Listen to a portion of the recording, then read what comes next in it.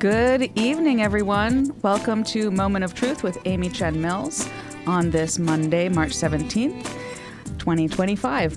On this show, we strive to present clear thinking on confusing topics in challenging times. I'm Joy Schendledecker, your guest host for tonight's episode.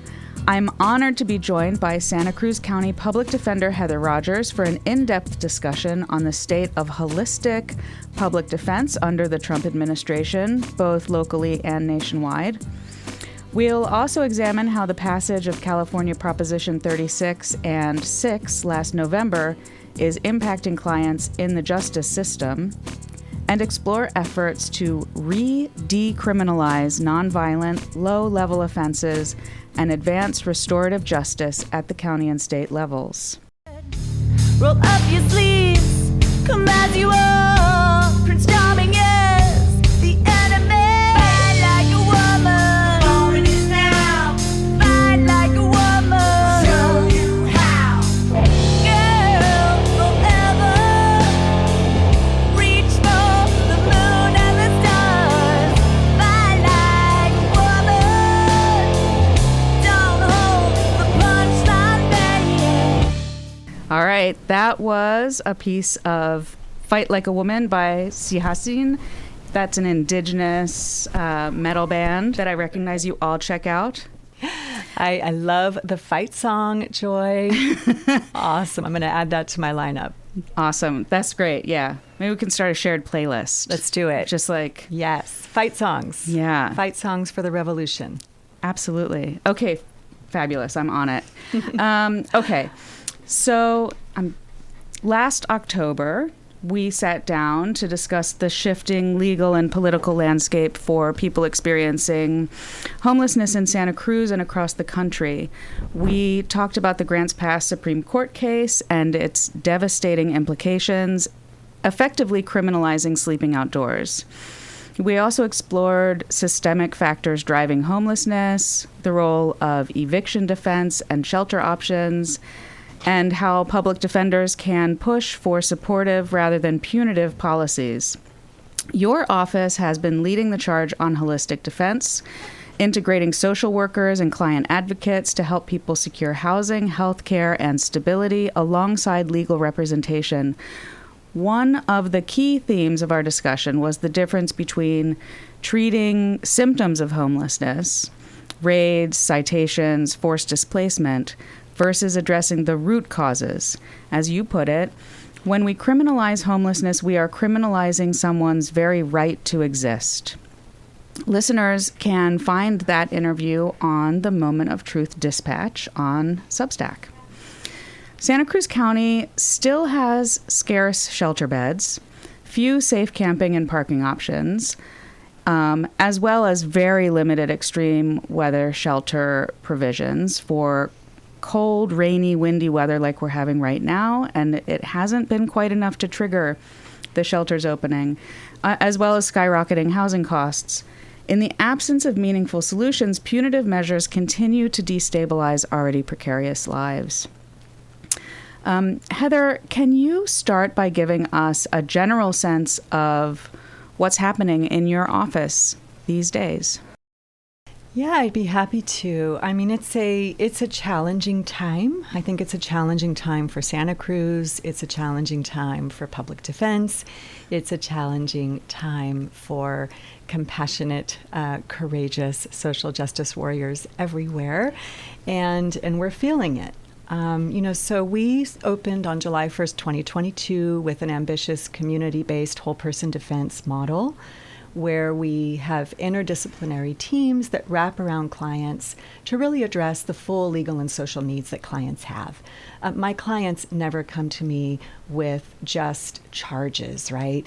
They come to me with a lifetime that led up to that moment, and our goal is to kind of untangle that and figure out how to keep people out of the system. So right now we're facing a host of new challenges. You know, when I started practicing over 20 years ago, this was a state where we had 3 strikes. It was a real tough on crime moment.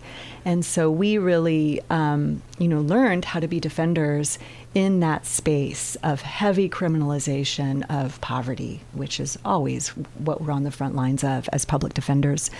And then for a minute, the pendulum swung back again, and people started to realize incarceration's not working.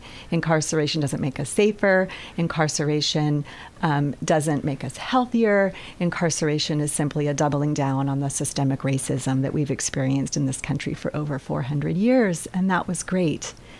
And sadly, Joy, we are now swinging back the other way again. And so what we've seen since the elections and what we've seen under the new administration is a doubling down on criminalization of folks who are experiencing a housing crisis, whether it's that they're unhoused or they're housing insecure, people who are suffering from mental health and substance use disorders, people who are experiencing poverty. We're seeing now again the knee-jerk reaction to incarcerate our way out of these problems rather than be real that we've created them through a system that frankly is working exactly how it was designed to do, which is to oppress certain people so that others can benefit. So here in Santa Cruz, we are trying to get the message out that this has never worked and it's not working now, while at the same time, we're out there in that raging river every day defending folks in the courtroom against what is increasingly, more and more filings aimed at criminalizing poverty and homelessness. So it's a moment. And then you add in the immigration issues and we're busy. Okay, so you're very, very busy. And I'm just wondering, how are people feeling sort of in their hearts and in their bodies as they, on your team, as you work to untangle things and support your clients with more and more barriers put up in front of you? Do things feel more negative? Are people feeling cynical? Are people dealing with burnout professionally or personally because of this? Or are you so far able to be resilient as a team and sort of find that wellspring of sometimes when we have something to really chomp onto and fight against, we find more power and more solidarity? Yeah, I think it's such a great question, and I think it really goes down to the individual person, right? So we have 64 defenders and about 20 volunteers at any given moment, and people are dedicated to this work. For every single one of us, it's a calling, not a profession, but people also have lives, and so there are folks on my team who are worried about their loved ones being deported. There are people on my team whose loved ones are experiencing criminalization and homelessness and struggling with poverty. And then there are people who just have their own personal life struggles while at the same time trying to come to work every day and fight on behalf of some of our most vulnerable community members. And so we're definitely feeling it. For myself personally, I feel the most energized when I have a righteous fight. And so for me, just waking up and really feeling like I need to put every ounce of energy I have into reminding people that criminalization has never worked for us as a society. It's never worked for us as a community. It's never worked to rehabilitate a single human being. It is simply punitive, and it's bad policy. So my charge every morning is just to wake up and keep getting this message out in hopes that we can stem the tide that we're seeing now. Thank you. And you mentioned how your clients were being impacted by some of these policies right now. Increased risk of deportation, increased criminalization, more precarity. Can you speak to that a bit more specifically? What are your caseloads going up also? Yeah, well, we've definitely been startled by the use of Prop 36 in this community to aggressively criminalize mental health, substance use disorders, and what I think of as crimes that are rooted in poverty, shoplifting, petty theft, that type of thing. There's been a real increase of felony filings of things that used to be misdemeanors. So we took a 2-month time period, and my chief deputy and I really analyzed every single case that had been filed using Prop 36 charges, and we were hoping this would take us a few hours because there would be just a handful of them. But instead what we found is there were a lot more than we expected. We found 75 people booked on at least one Prop 36 charge between December 18th, 2024 and February 14th, 2025. We found 67 people jailed. We found most people experiencing more than 24 hours of incarceration because they couldn't afford the bail under Prop 36, which is more than anyone experiencing poverty can afford. And then we also saw what we always see when we see the criminalization of, frankly, poverty and illness, that the brunt of this is falling hardest on people of color and the people who are least able to bear it. So that was disheartening. And our teams are feeling that. Our teams are seeing that. When you have somebody incarcerated, when you have somebody facing a felony, it takes a lot more resources and a lot more public defense services to wrap around that person and help them get through that situation. Okay. Yeah, and we have had a few cases in the last few years of people being jailed, not being able to afford to get out of jail, and they've actually died within a few days, within 5 days, whether it's because there's a sort of enforced detox that's not managed, or because of serious health conditions like heart disease that are exacerbated by sort of like sudden like alcohol withdrawal symptoms, or a high-profile case where somebody's cause of death was water poisoning. But there's certainly a lot of questions in the community about how that could possibly have happened. So when you cite those statistics, it raises a concern for me. Well, more people are getting into the system and not able to get out on penny bail. Yeah. And, that could actually increase the number of deaths that we see in our county jail, potentially. Yeah. Oh, we're deeply worried about that, and I'm sure the sheriff is as well. I mean, part of the problem with Prop 36 is it mandates detention for a lot of folks who are booked on Prop 36 charges, and it requires judicial review for a pre-arraignment release, which means that people languish in jail, sometimes for days. And so we're working hard through our early representation program to get defenders into jail as quickly as possible, to meet with people, make release plans, try to shore up the status quo so they have something to go home to. But, in the meantime, we are looking at an increase in incarceration of the people who are least able to bear it. So those are all very legitimate concerns and things that are on our mind. Okay, thank you. Okay, so let's just take a little step back for the next few minutes. Some people listening may not remember what they voted on in terms of the down ballot stuff in November. So my question to you was, we had Propositions 36 and 6 on the November ballot, and these were Prop 36 in particular basically repealed the previous Prop 47, which decriminalized many lower level offenses. Can you just, instead of me trying to explain this, can you give us a little Cliff Notes for those of us who get confused or forget what we voted for? What did people vote for across the state of California? And I know the Santa Cruz County numbers were a little more progressive than the state went, but not as strongly as I personally would have liked to see. Yeah, it still passed in Santa Cruz County, which I was frankly shocked by. And so part of this is this proposition was, really cynically named the Homelessness, Drug Addiction, and Theft Reduction Act.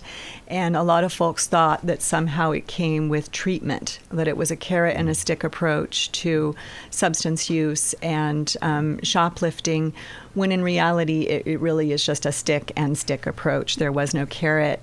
And so what we voted for here was a proposition that changed a raft of criminal laws to take what used to be misdemeanor possession of, quote, hard drugs and turn those into offenses that could be charged as felonies. And not just felonies, but with priors, they can carry state prison, which is an extremely draconian penalty.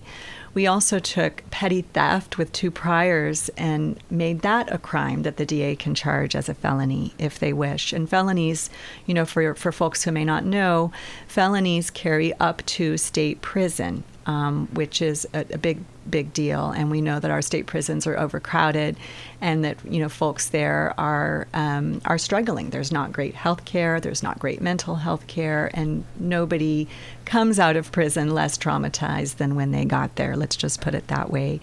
And so what we did was we, really gave up on what I felt was not just a progressive, but a sensible, good policy solution of, instead of looking at, things like possession of drugs and shoplift as, things that you can punish your way out of, the idea was they are symptoms of underlying causes that need treatment, which is certainly what my work has borne out for over 20 years, is it's the root causes that you need to tackle. And with Prop 47, the state was investing into treatment, and it was working. I think we were making tremendous gains. But the political tides changed, and big box retailers like Walmart and Target and Home Depot were tired of losing merchandise and instead shifted that burden back to the state and to our penal system to confront those problems. So what we're seeing at Public Defender is folks that need treatment instead are looking at potentially prison if they don't somehow solve these intractable problems themselves. Yeah, and if I remember correctly, there was some misinformation put out by those big retailers scapegoating basically individual poor people for shoplifting or this sort of fear-mongering about these big theft rings of, mobs of people coming in and grabbing stuff, when really the numbers were, it's just regular inventory loss, actually. And the real theft by those big retailers is wage theft, by and large, and causing increased inequality in our communities. But am I remembering that correctly, that there was a lot of misinformation by those retailers and that there wasn't the sort of COVID era people just stealing a lot more stuff? Yeah, I think, of course, there's so many agendas underlying these propositions.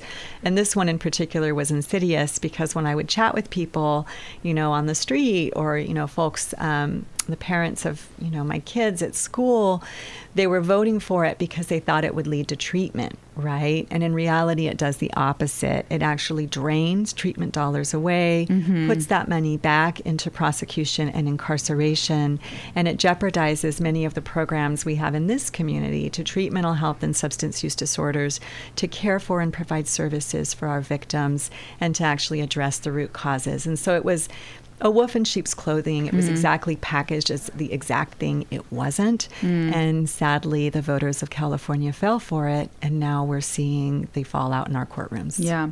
Are there efforts underway to re-decriminalize these lower level offenses through electoral campaigns that you know of? I don't know. Okay. I hope so. I just... it's heartbreaking to see us go back to programs that never worked to begin with and to double down on failed policies when we know that what really does work is homes and treatment. and providing real solutions to sometimes what are generations of poverty. I was wondering what does this all mean for successful diversion programs like our neighborhood courts program in the county? We still have diversion, but when you charge someone with a felony, a lot of opportunities are no longer there. And so our neighborhood justice program is, for the most part, only for misdemeanors. We have misdemeanor diversion, which is only for misdemeanors. What's left then is mental health diversion, which not every person has an underlying mental health disorder when we end up in these situations. So it really takes a lot of our better options for addressing the root causes and providing treatment away from us and leaves us in sort of a traditional adversarial system where our posture is we're going to fight these cases. Yeah. Okay. Thank you. Okay. I would like to move on to another topic, the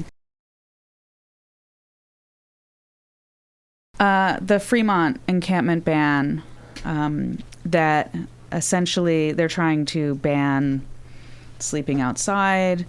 This is sort of a post-Supreme Court grants pass type ordinance, but it also includes language that criminalizes people who aid and abet. Yeah. So it criminalizes, in this particular case, I think it's faith-based groups that are pushing back, at least. And a little disclaimer here, I've signed on to support this lawsuit with another organization that I'm involved with, Santa Cruz Cares.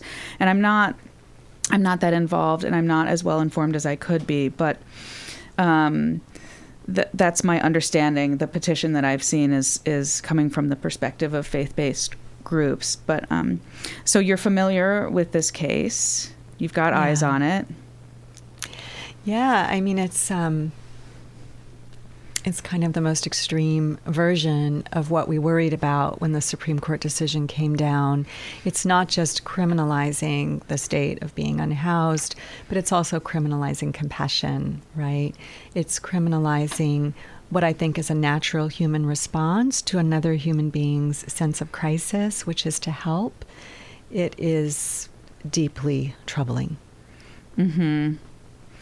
Yeah, I think so. Some of the language from the petition is that they're concerned that. So here's what they say: "We, the undersigned members of the Fremont and Alameda County charitable community, cannot and will not abandon those that we are moved by conscience, faith, and community to assist.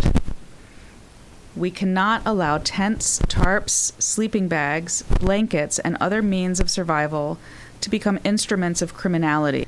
And so I think that at this point, because there's been a lawsuit filed, they are looking at changing some of the language to remove the aiding and abetting clauses, but it still doesn't change the fundamental problem of the ordinance itself, which criminalizes just the act of being outside. We talked about that a lot a few months ago.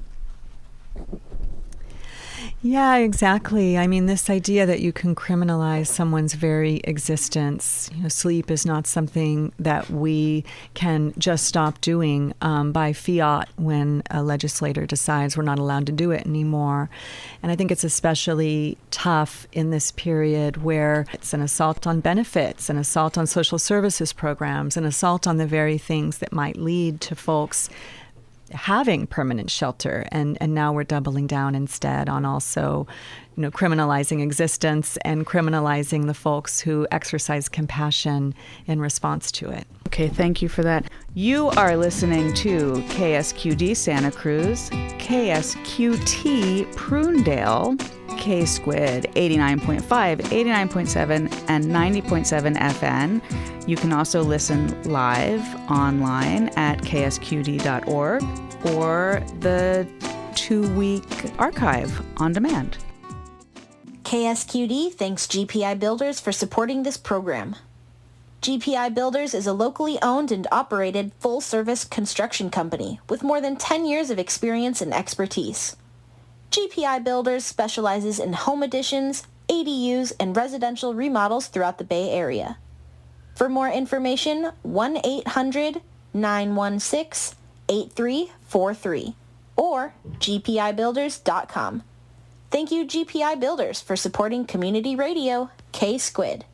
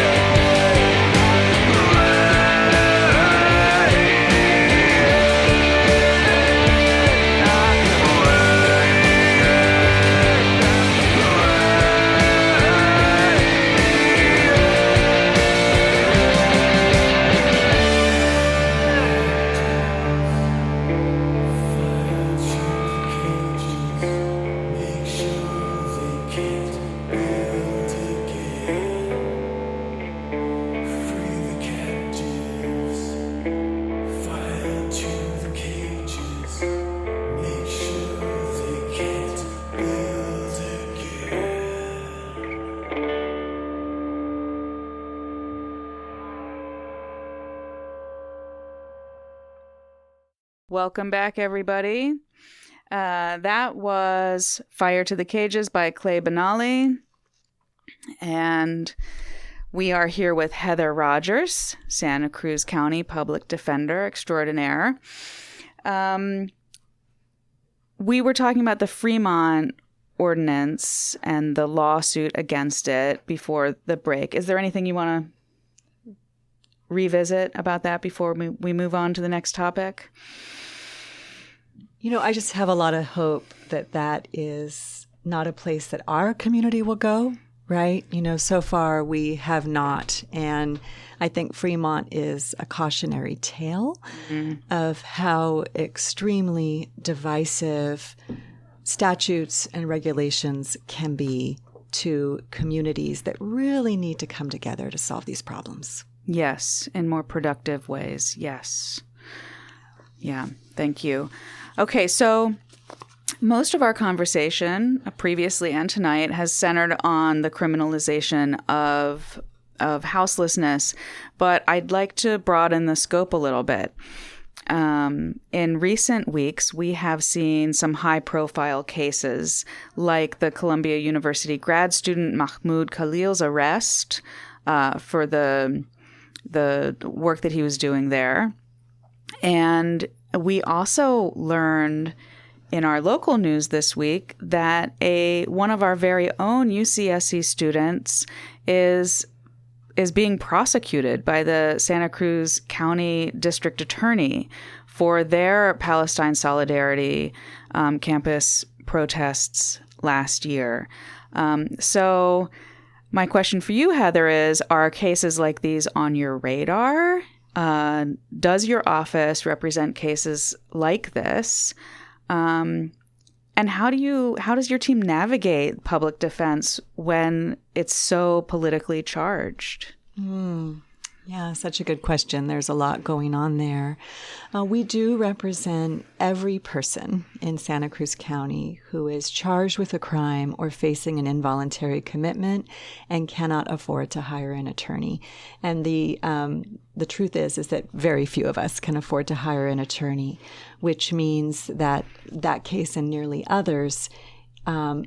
every other is a case that we either are defending or will be called to defend. And so I can't talk about the specifics. But what I will say is I think any time that we criminalize protest and free speech, any time that we, target our students who are using their voices to elevate the causes of people who are experiencing, violence or terror, regardless of the nationality or the cause that's on the table, we need to be very, very, very afraid, right?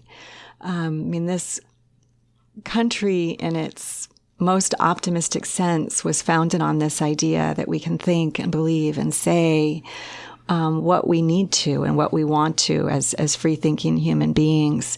And just like the pendulum is swinging away from addressing root causes and back toward criminalization, I feel that we're swinging away from freedom of expression and back toward a culture of fear where we are worried that if we speak our truth, we'll be deported. We're worried if we speak our truth, we won't be able to go to school for 2 weeks. We're worried if we speak our truth, we might have charges brought against us in a criminal court and be facing incarceration or the stigma of a criminal conviction for the rest of our lives. So we're concerned. Our team stands at the ready every morning in every courtroom there to defend whoever walks through those doors or whoever is brought in handcuffs. And we will be there to represent these students, and we will have their backs. I really appreciate that.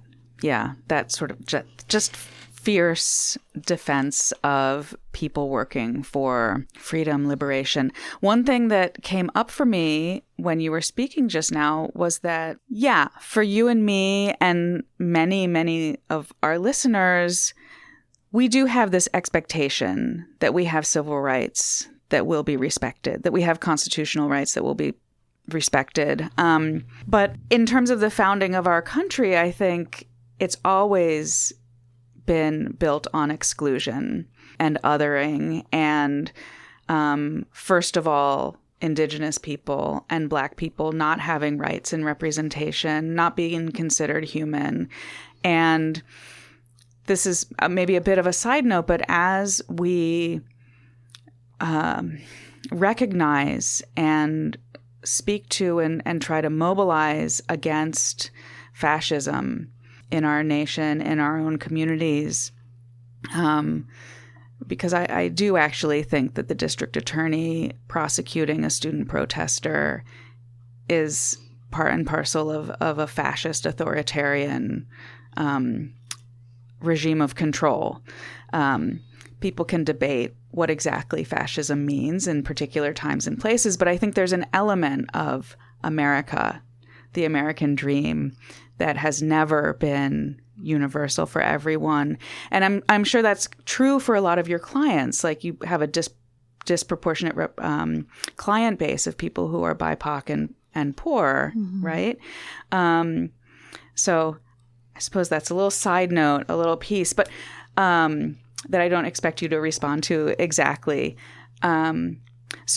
But to get back to my scripted question, so I see these solidarity movements for Black lives, for Indigenous lives, for Palestine solidarity, civil rights, economic justice. I see these as all really intertwined, and it sounds like you also see them intertwined with houselessness and providing aid to people who live outside. Do you have any way of making a kind of more direct connection between them in the work that you do and the way that you think about, I don't know, the spectrum of cases and clients that you see? Yeah, there's a lot going on there. First of all, I agree with you that the system is working exactly as it was designed to work, and that's to oppress, to benefit a small minority at the top of our power structure, and which is why when I think of, the most optimistic of what we stand for, I really mean what we're trying to build, where we want to be. Yeah. We want to actually become these ideals that we have said we are. We want to embody what has always been something we've talked about without fully embracing. So for sure, I think there's a piece of that. And I think that public defense is really at the crossroads of all of those things. Lately I've been talking about a Gordian knot because that's what it feels like to me. This idea, the stuff of legends, the knot that can't be untangled because it's so complicated. And in that knot, we have poverty, we have houselessness, we have mental health and substance use disorders, trauma, intergenerational incarceration, racism, structural racism, all of the isms, attacks on our LGBTQ plus communities. It's all there in that knot. And the cool thing about that knot is you can't untangle it, but you can cut through it with a sword, right? And lately I've been, telling our teams, we are the sword. We can't untangle this, but we can cut through it to the core of it, find the human at the center of this, and give them what they need to lift themselves up and out of this system. And that, to me, is powerful. But, certainly our cases touch on almost all of those things almost every time. And I really do see public defenders as holding the fire line between a very powerful Goliath state and all of the rest of us, because at some point in our life, we're all going to be David. The truth is that most of us are criminal legal system involved at some point in our life, if not ourselves personally, through a loved one, right? 1 in 10 people spend at least one night behind bars. 1 in 3 are arrested or prosecuted. It's just millions of folks are swept into this. And there's so much othering and there's so much stigma that we don't talk about it. Your neighbor's never going to tell you, my son was arrested. This is what happened. You don't know until you're there. And we are there. We're seeing it. We're seeing really the vast power of the state to shatter folks' lives, upend communities, destroy families. And none of us want that. None of us want that. Yeah, that's interesting. It makes me think of shame as a tool of a coercive state, right? And a way in which they can break the bonds or try to break the bonds of our communities, because people then are not being their whole selves or not relying on each other in their networks of care. Seeing as so many of us will be ourselves or our loved ones involved with incarceration or the carceral state at some point in our lives, and potentially as more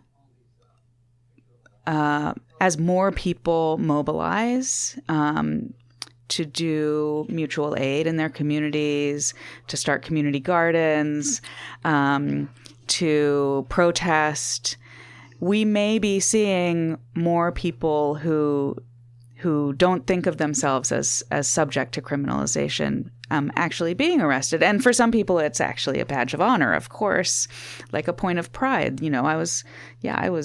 I've never been arrested, actually. But at some point, I'd like to tell the young ones that, I fought the good fight and I was arrested at some point for that. What advice do you have for all of us Davids in the world to, first of all, help support the work that you and your team are doing as the sword bearers? Are there any particular things that come to mind? For sure. So we have a saying, you'll know why we do it and you'll know what we do when they come for a loved one or they come for you. And I think that's really the truth. Nobody thinks they're going to need a public defender. Nobody thinks that their son or their daughter or their loved one is going to need a public defender, but people do need public defenders. And so what I want our listeners to know is that public defense is still greatly underfunded and under-resourced. So in 2018, the Legislative Analyst's Office released a report that found the state's counties spent $2 billion on prosecution, 82% more than they did on public defenders. And so if we want a fair system, a system that advances equity, we have to fund public defense on par with prosecution. And that is something in this country that we still really struggle with. You know, it breaks my heart when I see my team, who are all career defenders, from our social workers, our client advocates, our administrative analysts, our front desk specialists to our attorneys. They are all people who have been called to do this work, and they are working such long hours, and they are working so hard to keep up. And they are doing that because they love this community and they believe in this cause, and they do not want one person to spend a night in jail that doesn't need to be there. But it takes its toll on us and our families. And we do need to be better resourced to do this work. Even in tough budget years, we need resources. Yeah. Well, that's consistent with refunding our communities, moving our money away from policing and punitive measures back into refunding our systems of care and education and social safety nets. I'm going to do a quick station break because it is 6:45. You are listening to KSQD Santa Cruz, KSQT Prunedale, K-Squid 89.5, 89.7, 90.7 FM, also online at ksquid.org, or all of that. Beautiful. Thank you. Perfect. I'm Joy Schendledecker, the guest host for tonight's Moment of Truth with Ami Chen Mills, and I am speaking with Heather Rogers, the Santa Cruz County Public Defender. Okay, so we have 15 minutes left, a little less, and do you have any other big topics that you would like to rant about without swearing? I'll try. So what I really want folks to know is that the Santa Cruz County Office of the Public Defender is, really on the forefront of something really cool that's happening across the nation. So for decades, we looked at public defense as being something you do in the courtroom. You show up, you fight the good fight, you try cases, you negotiate resolutions. Thinking To Kill a Mockingbird To sort Kill a of vibes. Mockingbird. Yeah. Okay. And what we realized after decades and decades of doing that, and that's how I did it too, was we were seeing the same people over and over again in the criminal legal system. And so when we opened our new office, with the blessing of the Board of Supervisors, with the blessing of this community, frankly, and buy-in from, community-based organizations, from county partners, from our justice partners, everyone decided to try something new. Everyone decided this isn't working for us. And we invested in this community-based whole person defense model.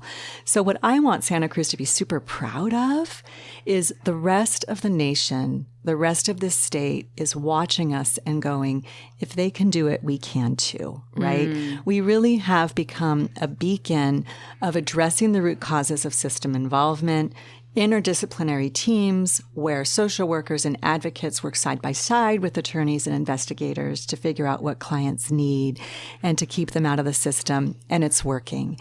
Our model is changing lives every day. 7,000 cases, over 5,500 human beings have benefited from that interdisciplinary team.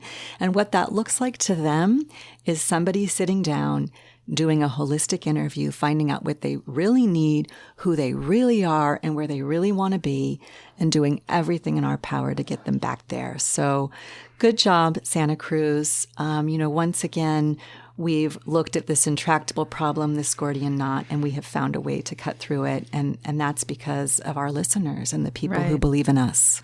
Right. It's not intractable, actually. And that's really significant in a county where I haven't looked at the numbers recently, but it's under 275,000 people in the whole county, right? And so to have more than 5,000 people to have been touched by and to have some repair and healing in themselves and in their community is significant and better for all of us, right? Yeah. That's 5,000, more than 5,000 people who are a year. So total, it's 15,000. 15,000. Okay, so thank you for that correction. That is a lot of people that are raised up rather than punched down by our justice system. Absolutely. And, we've talked a lot about the pendulum swinging and the challenges that we're facing right now in this community and as a nation.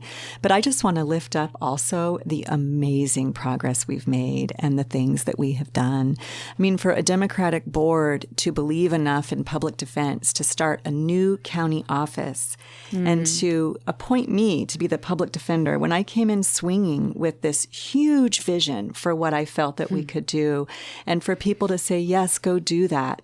Let's build a team. Let's do that. And to still support that every day is amazing. That is amazing. It's amazing. Like, we can do so many things when we put our minds to it, when we believe in each other and when we support each other.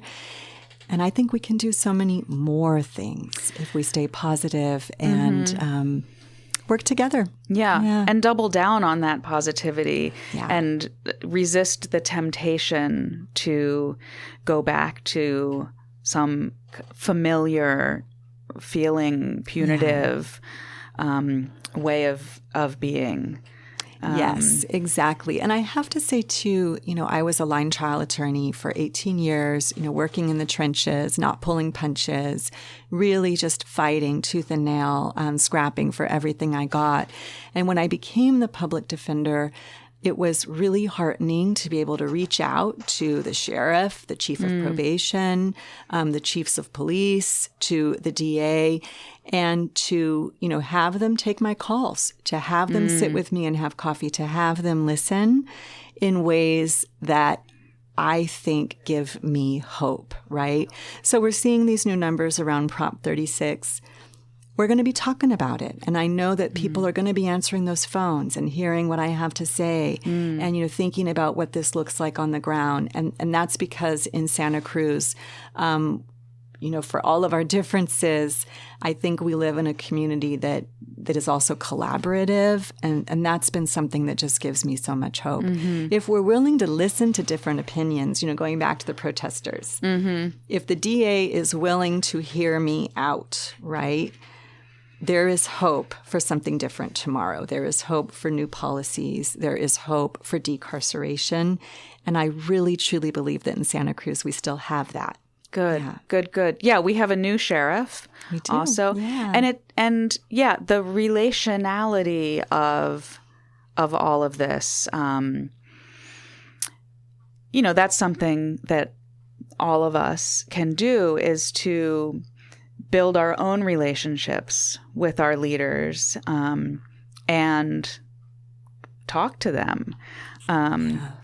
Sometimes we disagree and it can get divisive. Sometimes we can be antagonistic. Sometimes we need to be antagonistic. And at the same time, it is important that as many of us as possible do cultivate those relationships so that we can talk to the people in those positions and nudge them or push them, hold them to account. I want to mention also that you will be speaking at an upcoming Housing Matters event, their Pictures of Compassion program. Picture this. Picture this. Thank you. That is Sunday, March 30th at the Hotel Paradox. And it is a ticketed event, and you can get the tickets on their website. I've gone a couple of times, and it's there have been great speakers of a breadth and depth that is wonderful. The title of your presentation is Homes Not Handcuffs, a public defender's perspective on ending the cycle of homelessness and incarceration in Santa Cruz County.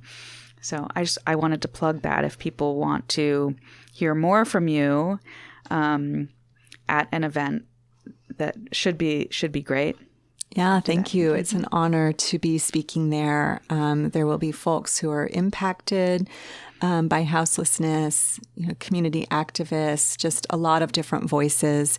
And again, I just think we have to keep talking. We have to keep hearing each other.